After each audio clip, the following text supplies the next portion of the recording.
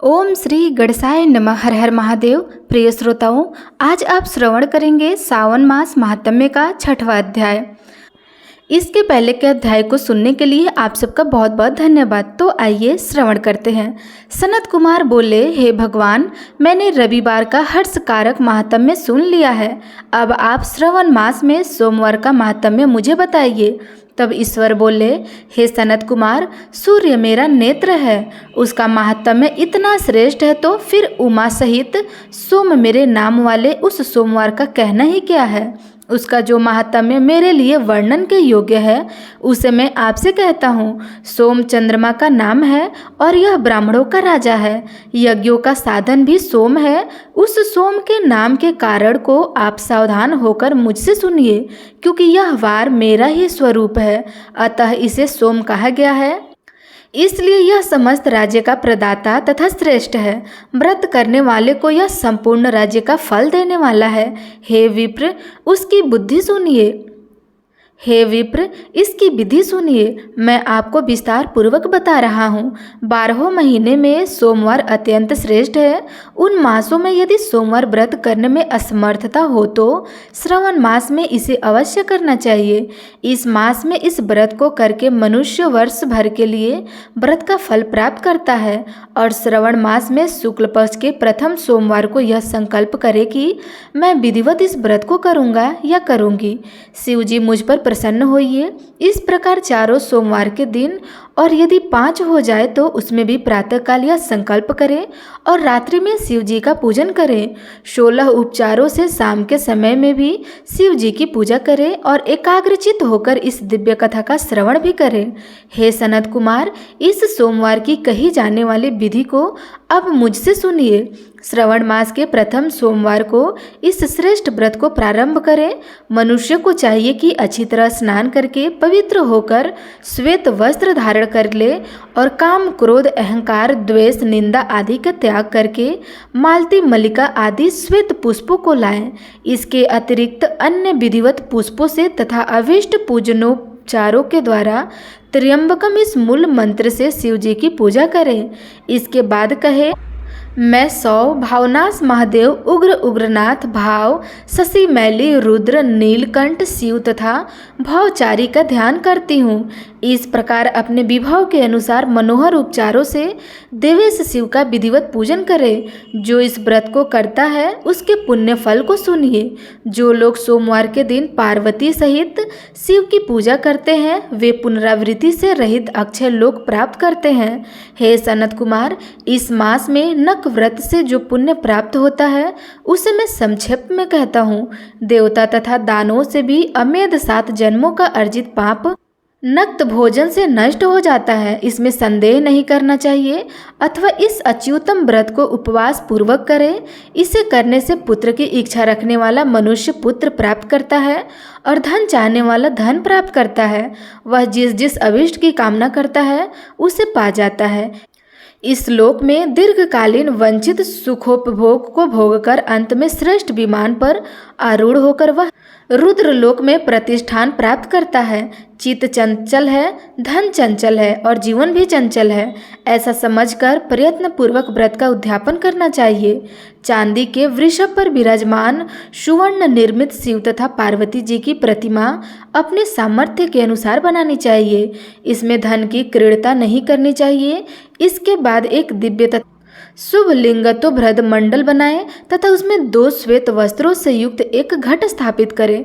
घट के ऊपर तांबे अथवा बांस का बना हुआ पात्र रखें और उसके ऊपर उमा सहित शिव को स्थापित करें। उसके बाद श्रुति, स्मृति तथा पुराणों में कहे गए मंत्रों से शिव की पूजा करें। पुष्पों का मंडप बनाएं तथा उसके ऊपर सुंदर चंदवा लगाएं। उसमें गीतों तथा बाजे की मधुर ध्वनि के साथ रात में जागरण करें। उसके बाद बुद्धिमान मनुष्य अपने ग्रह सूत्र में निर्दिष्ट विधान के अनुसार अग्नि स्थापना करे और फिर 111 श्रेष्ठ नामों से पलाश की समाधियों से 8 आहुति प्रदान करे और बेलपत्रों की भी आहुति दे। उसके बाद स्वीटकृत होम करके पूर्ण आहुति देकर आचार्य का पूजन करें और बाद में उन्हें गौदान प्रदान करें। उसके बाद 11 ज्येष्ठ ब्राह्मणों को भोजन कराएं तथा उन्हें वंश पात्र सहित 11 घाट प्रदान करें। इसके बाद पूजित देवता को तथा देवता को अर्पित सभी सामग्री आचार्यों को दें। इसके बाद से न प्रार्थना करें कि मेरा व्रत परिपूर्ण हो और शिव जी मुझ पे प्रसन्न हो। इसके बाद बंधुओं के साथ हर्षपूर्वक भोजन करें। इसी विधान से जो मनुष्य इस व्रत को करता है वह जिस जिस अभिलाषित वस्तुओं की कामना करता है उसे प्राप्त कर लेता है और अंत में शिवलोक को प्राप्त होकर उस लोक में पूजित हो जाता है। हे सनत कुमार, सर्वप्रथम श्री कृष्ण ने इस मंगलकारी सोमवार व्रत को किया था। श्रेष्ठ आसक्ति तथा धर्मपरायण राजाओं ने भी इस व्रत को किया था। जो इस व्रत का नित्य श्रवण करता है वह भी उस व्रत को करने का फल प्राप्त करता है। तो प्रिय श्रोताओं, आज का अध्याय यहीं समाप्त हुआ। आगे का महात्म्य सुनने के लिए आप अगले अध्याय का इंतजार अवश्य करिएगा। अब आप सुनिए सावन मास में सुनी जाने वाली भोलेनाथ की एक अद्भुत कथा। प्राचीन समय की बात है। उत्तर भारत में छोटे से गांव में रिधिमा नामक एक विधवा स्त्री अपने 7 साल के पुत्र के साथ रहती थी। वह अत्यंत निर्धन थी किंतु भगवान भोलेनाथ की अनन्य भक्त थी। उसका जीवन कठिनाइयों से भरा हुआ था परंतु उसकी श्रद्धा में कोई कमी नहीं थी। रिधिमा प्रतिदिन ब्रह्म मुहूर्त में उठकर स्नान करती, मंदिर जाकर शिवलिंग पर जल, बेलपत्र और दूध चढ़ाती। सावन का महीना उसके लिए विशेष होता था। पूरे सावन मास में वह व्रत रखती, रुद्राष्टक और शिव महिमा स्तोत्र का पाठ करती और निर्जल रह करके भोलेनाथ की पूजा किया करती थी। गांव के लोग उसे पागल कहते, कई तो मजाक भी उड़ाते थे परंतु रिधिमा अडिग रही। उसके बाद एक दिन ऐसा चमत्कार हुआ कि एक सावन सोमवार की बात है, रिधिमा ने संकल्प लिया कि वह आज पूरी श्रद्धा से जल अभिषेक करके भगवान शिव से अपने बेटे के लिए सुखी भविष्य मांगेंगी। उसके पास जल और बेलपत्र के अलावा कुछ भी नहीं था। वह सुबह सुबह जंगल के मंदिर पहुंची और भोलेनाथ का जल अभिषेक करने लगी। उसी समय 3 डाकू उस जंगल में गुजर रहे थे। उन्होंने रिधिमा को अकेले देखा और सोचा कि शायद इसके पास कुछ गहने होंगे।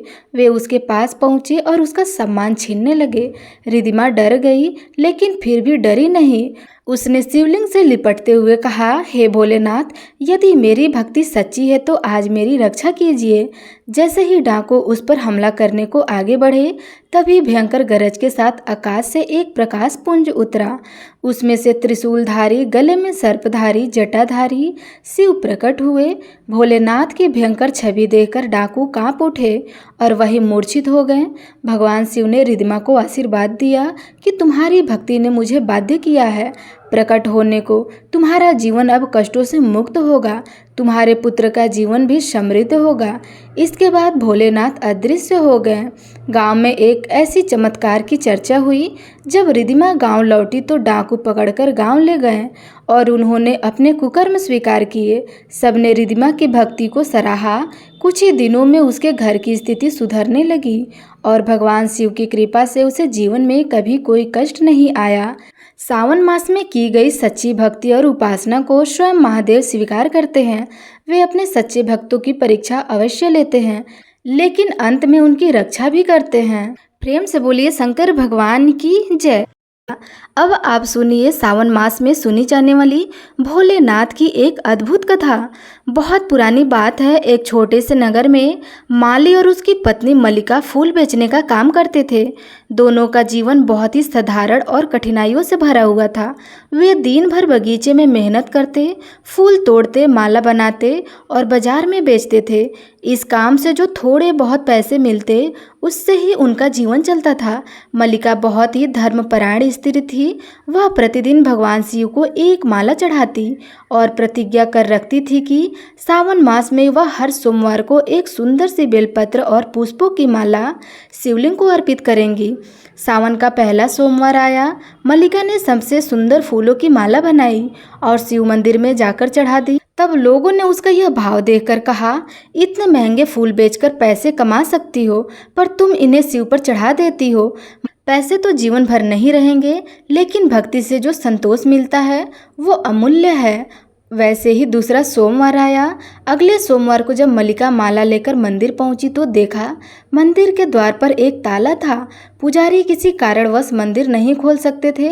मल्लिका दुखी होकर मंदिर के बाहर ही बैठ गई और भोलेनाथ से विनती करने लगी कि हे भोलेनाथ, आप त्रिलोक के स्वामी हैं, क्या आज आप मेरी माला को स्वीकार नहीं करेंगे? उसने मंदिर के द्वार पर ही शिवलिंग का ध्यान करके माला चढ़ा दी और वहीं बैठकर रोने लगी। उसी समय एक ऐसा चमत्कार हुआ, तभी तेज प्रकाश फैला और मंदिर के द्वार अपने आप खुल गए। मंदिर के अंदर से गंगा की तरह निर्मल जल बहने लगा और शिवलिंग पर स्वतः अभिषेक होने लगा। मंदिर में घंटियां बजने लगी और फूलों की वह माला शिवलिंग पर जाकर स्वयं चढ़ गई। सभी लोग यह दृश्य देखकर चकित रह गए। पुजारी भागकर आए और बोले, हे मल्लिका, तुम्हारी भक्ति ने आज स्वयं महादेव को प्रकट कर दिया है। ये मंदिर वर्षों से चमत्कार विहीन था, लेकिन आज यह फिर से जागृत हो गया। इसके बाद माली और मल्लिका का जीवन पूरी तरह से बदल गया। उन्हें धन की प्राप्ति हुई, उनका बगीचा फूलों से लद गया और उनके घर में कभी भी अन्न की कमी नहीं रही। लोगों ने उनसे भक्ति की सीख ली और पूरे नगर में सावन सोमवार व्रत की परंपरा आरंभ हो गई। भगवान शिव को धन वैभव का दिखावा नहीं चाहिए, उन्हें चाहिए सच्चा प्रेम, विश्वास और श्रद्धा। जो भी सावन मास में शिव जी को सच्चे मन से याद करता है वह महाकाल की कृपा से कभी दुखी नहीं रहता है। प्रेम से बोलिए शंकर भगवान की जय।